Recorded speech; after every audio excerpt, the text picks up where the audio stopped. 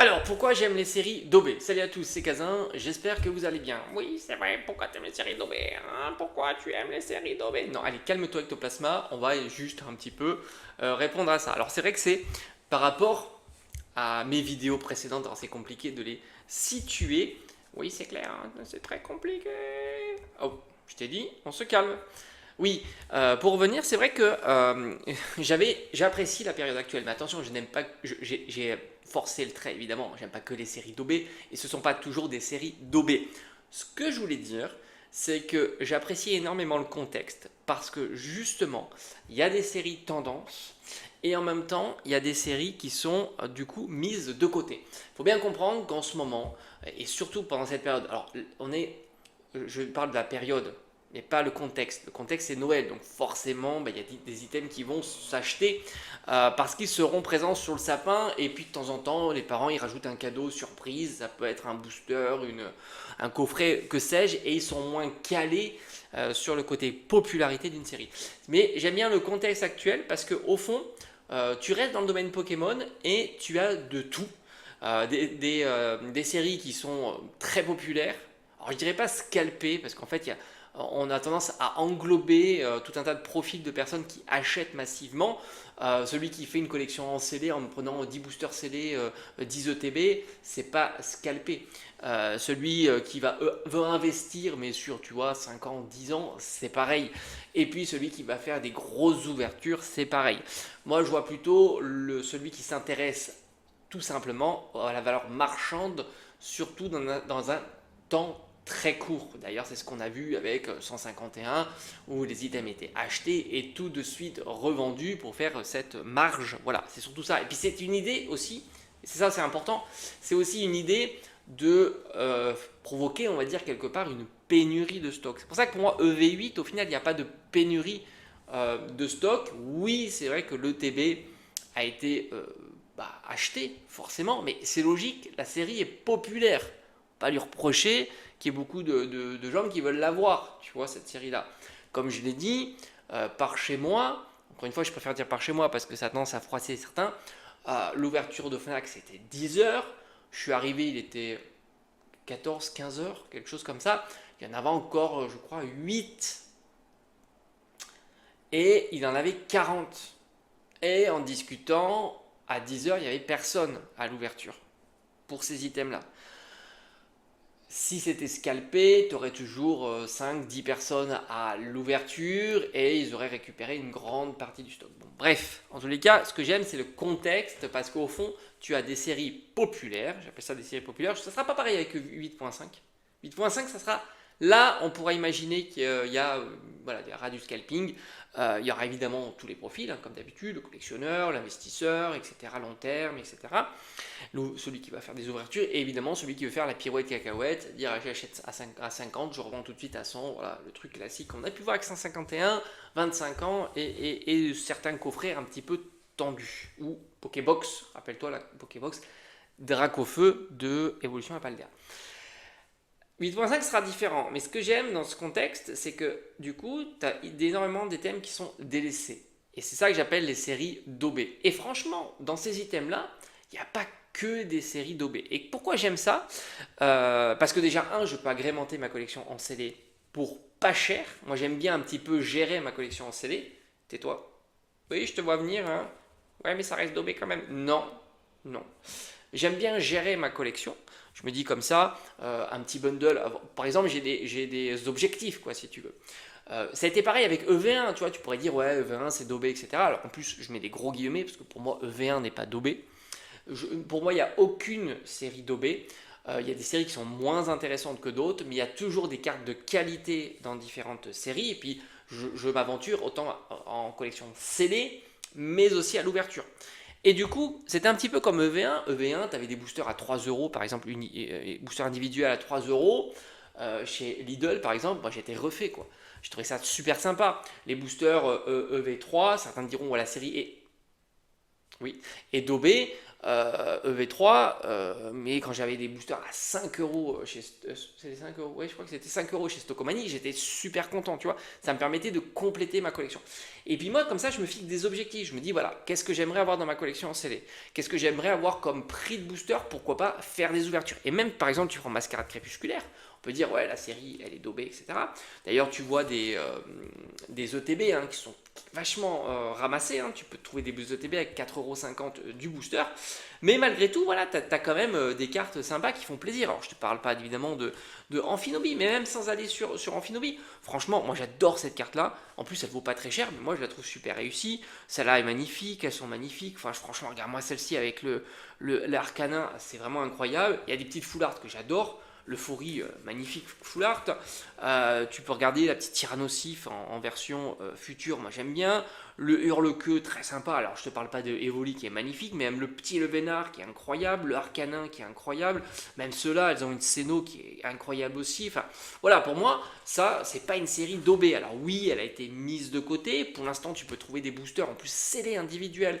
Il y a encore l'offre chez Stockomanie à 3 achetés, le quatrième offert, 25%. Ça fait super plaisir, surtout qu'on est sur du 6 € le booster. Prix classique, donc ça te fait tomber, je crois que c'était 3,50 € ou quelque chose comme ça. Donc forcément, ça c'est cool. Pour moi, j'estime pas que ça soit une série daubée. Tout pas. Alors j'ai mis Force Temporelle, c'est un peu pour le clin d'œil évidemment. Force Temporelle, c'est pas une série daubée, mais on pourrait peut-être l'avoir en promotion parce que le contexte est tellement fou que même des séries qui ne sont pas des séries daubées, Force Temporelle, Faille Paradoxe, qui sont très présentes encore en boutique, t'as vu, mon Auchan, il y en a plein. Là aussi, tu pourrais peut-être te retrouver avec des promotions. Et franchement, faire tomber le booster à pas cher, ça te permet déjà, de pouvoir faire des ouvertures en te disant, en étant décontracté sur tes ouvertures, parce que je t'assure que quand tu ouvres certaines séries, tu es plutôt contracté, tu vois. Tu ouvres une display ou une TB EV8, malgré tout, tu as le seum, parce qu'en plus, tu sais que vite, ça va pas se casser la figure, tu vois. Tu trouveras pas les ETB à 40 €. Voilà, tu trouveras pas les ETB à 40 €. Tu trouveras pas les displays à 140, 150 €. T'en trouveras pas.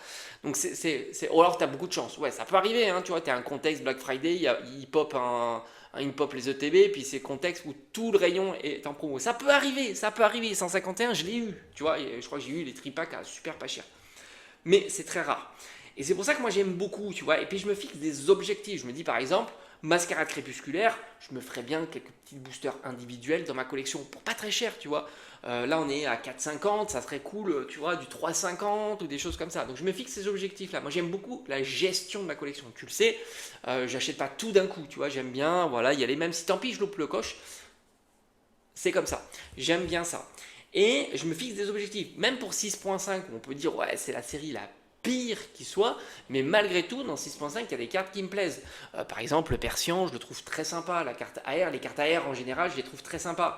Les alternatives, c'est plus discutable, mais quand bien même je dropperais une alternative, je ne serais pas déçu. Ça reste quand même de belles cartes.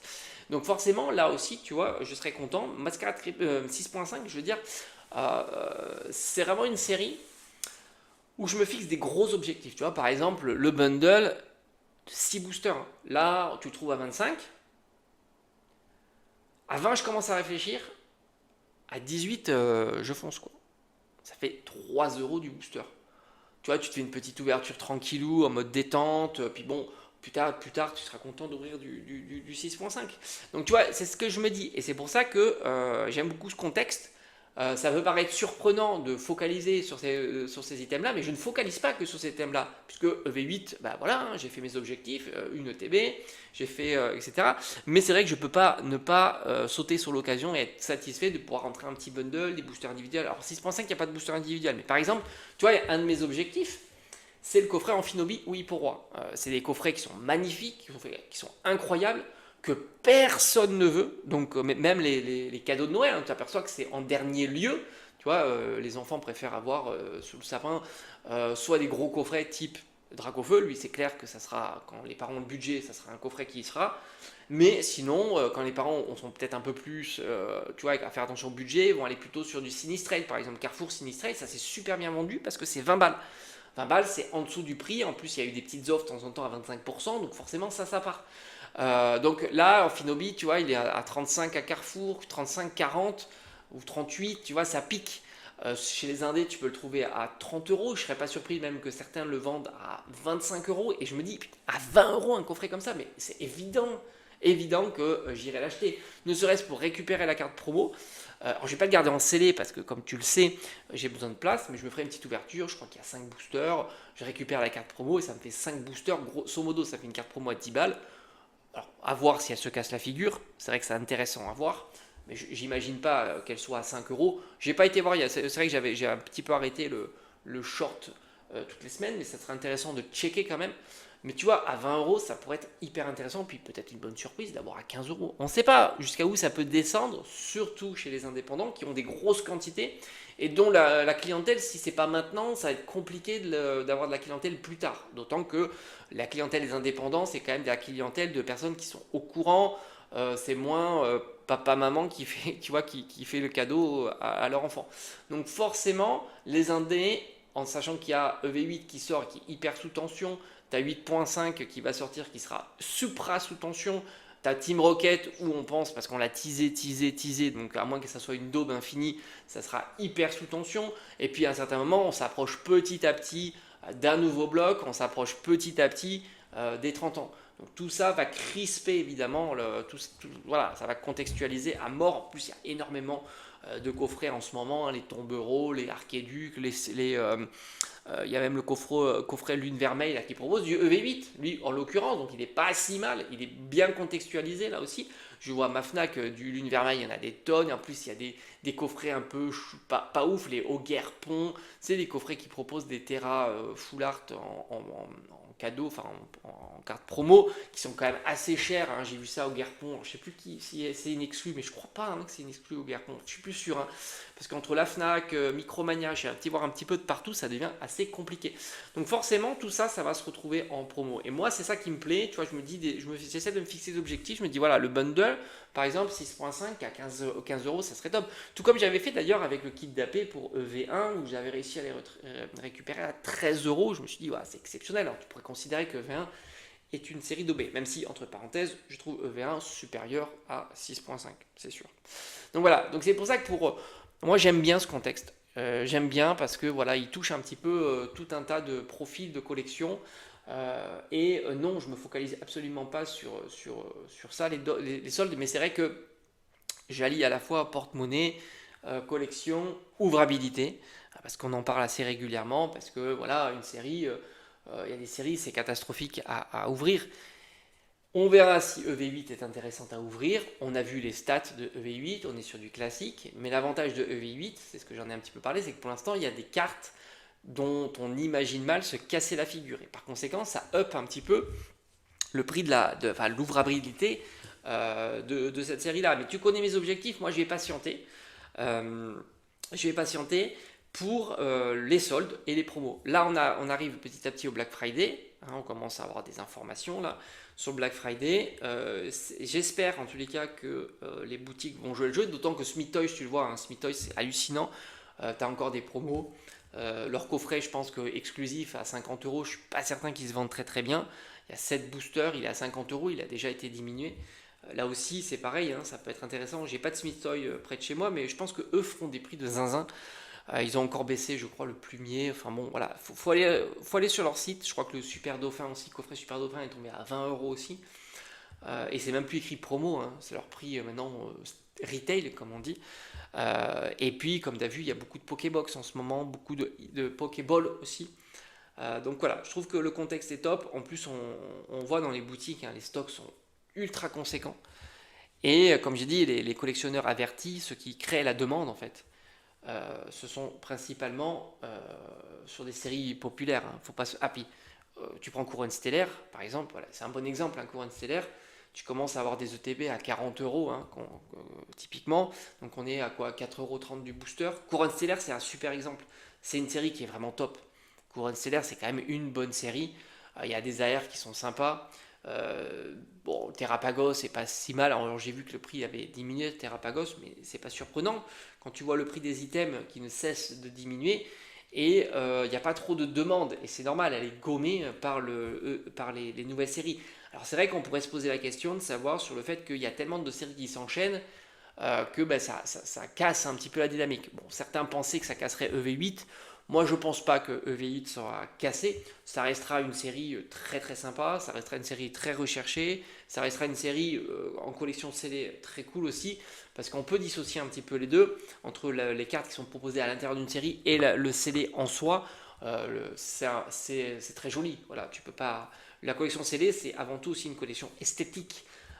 Voilà, donc la qualité d'illustration des boosters, des différents items. Et là, pour le coup, EV8, ça marche assez bien. Voilà, pour une série en plus hors point 5, que je trouve plus sympa à avoir. Donc bref, voilà, ça, les petits boosters EV8, j'allais dire c'est 6, hein, je crois. Hein. À force, je sais même plus, mais je crois que Mascarade Crépusculaire, c'est 6. Ben, ça me fait de l'œil, voilà, moi j'aime bien. Tu vois, avoir du petit CD. Alors j'essaierai d'aller sur l'ours, hein, voilà, Lune Vermeille, Ursa King Lune Vermeille pour l'illustration. Rappelle-toi, à cet moment, je te mettais le booster tous les jours sous le nez. Puis j'aime bien Thérapeute, j'allais dire Volcaropod. Franchement, Volcaropod, je le trouve sympa. Alors, est-ce qu'il est qu'en terre cristallisé? Ouais. Je le trouve vraiment sympa. Le Volcaropod, je le trouve vraiment cool. Non, au final, moi j'aime. Puis regarde, là c'est pareil, on parle de cartes, on va dire classiques. Bah, Evoli, Ronflex, voilà, ça fait plaisir. Hein. C'est ça qui est marrant, c'est qu'on parle souvent aussi de cartes qui tombent, on va dire, régulièrement. Bah, t'as quelques petits Pokémon qui font plaisir. L'Amphinobi X, Terra cristallisé, sympa. Puis bon, voilà, il y a des petits Pokémon cool. Hein. J'aime bien aussi Hurle-Queue. Je trouve que ça a été une réussite, certaines illustrations, temps passé, temps futur. J'aime bien aussi Épine de Fer. Je trouve plutôt pas si mal. On retrouve encore du Elector, qui est plutôt cool aussi. Bref, voilà, je trouve que, regarde, Givrali, très très sympa. Je trouve qu'on a tendance à masquer un petit peu les séries dès qu'il n'y a pas. Regarde, franchement, Philali, incroyable. Ça, c'est une très belle carte. C'est marrant hein, parce que tout ça, c'est masqué. Hein, on ne voit que les SAR. Alors, c'est sûr que les SAR, regarde, Fenard qui est magnifique aussi. C'est sûr que les SAR sont particulières. Après, 8.5, tu prends ne serait-ce les petites zolos qui sont dans les tripacks, tout ça, les promos, elles sont incroyables. C'est sûr que 8.5, ça va être beau, il n'y a pas de souci. Quoi. Ce qu'on espère, c'est que ça drop. Voilà, ça c'est sûr. 8.5, alors je pense que ça droppera, puisqu'on avait eu quand même un taux de drop un petit peu difficile. On avait eu un petit taux de drop difficile sur 6.5. Hein. Donc je pense que ça devrait dropper. Je pense que ça devrait dropper. Bref, qu'est-ce que tu as quelque chose à compléter, Ectoplasma? Non, ça va, je crois que tu as été plutôt clair, les gars. Bon, bref, tu es d'accord avec moi, il n'y a pas de série d'OB. Ouais, surtout à ces prix-là, ça va être top. Ouais, voilà, je pense que l'idée c'est ça, c'est de se faire plaisir pour pas cher. Franchement, si tu arrives à choper des ETB, quelle que soit la série, à moins de 40 euros, t'imagines du 35 euros entre la petite carte promo qui est une AR, hein, faut pas les sous-estimer, elles sont quand même très belles. Tu rajoutes les 9 boosters, le paquet de sleeves, tu as 35 euros, ça te fait quasiment 3 euros du booster. Hein, quand tu enlèves tout ce qu'il y a à l'intérieur, les sleeves ça vaut 2-3 euros, tu rajoutes 2-3 euros. En fait, ça te fait 30 euros les 9 boosters, voilà. Franchement, c'est top, quoi, c'est top. Et moi, je vais pas passer à côté de ça. Je me ferai même certainement, tu vois, une petite réserve de booster pour me dire, voilà, on se fait une petite soirée, pourquoi pas un jour des lives, et se dire, voilà, on va s'ouvrir un petit panachage comme ça de booster. Au moins, tu te dis, voilà, t'as pas cette appréhension d'avoir dépensé. Alors encore pire hein, sur des séries. Moi, j'ai du mal, tu vois, à m'imaginer ouvrir du Evo Céleste, quoi. Quand tu vois le prix d'Evo Céleste, ça paraît fou. D'ailleurs, j'imagine pas Evo Céleste tellement progresser en termes d'ouvrabilité. C'est-à-dire qu'à un certain moment, j'imagine pas qu'on puisse ouvrir des boosters Evo Céleste à plus de, à dire, je sais pas combien c'est en ce moment, peut-être, allez, on doit être aux alentours de 20-25 euros prix de display. Ce qui fait quoi la display? Allez, 36 fois 20, ouais, 800 euros, on va dire, pourquoi pas, enfin, entre 20 et 25 euros. Au-delà, ça me semble tellement fou. Quand tu vois la difficulté que ça tombe, et puis au final, les cartes sont pas si chères quand on les compare, attention, avec le. Je sentais que tu allais dire quelque chose. Ouais, quand même, 800 balles la carte, quoi. Ouais, bah si, 800 balles la. Non, non, mais attends, 800 balles, mais une chance sur 2000, tu comprends? Hein, EV3, c'est pareil. Le Dracofeu à 80 euros, il tombe, je crois que c'est une chance sur 200. T'imagines? Ouais, ok, ça va, t'as raison. Bref, en tous les cas, voilà, c'était un petit peu l'idée. On se dit à bientôt. Donc moi, j'ai pas de série d'OB, voilà. Mais je sais que beaucoup sont critiques hein, sur les séries parce qu'en fait, ils le voient que l'intérêt un peu financier. Quoi. Voilà. Même ça, tu vois, au final, ouais, mais j'aime bien, tu vois. C'est un peu comme j'aime bien toutes les cartes AR, parce qu'il y a de la scénographie, il y a du détail. Bah, au final, alors là, c'est vrai que ça fait moins AR, enfin SAR. Ça, c'est vrai. Mais après, ça, c'est cool. Et puis, franchement, les dresseurs, franchement, elles sont toutes bien, quoi. Voilà, j'aime bien. Bon, après, il y a pire que celle-ci, hein. 6 quoique 6.5, c'est pas non plus vraiment pire, hein. Ouais. Allez, à bientôt. Salut les gars!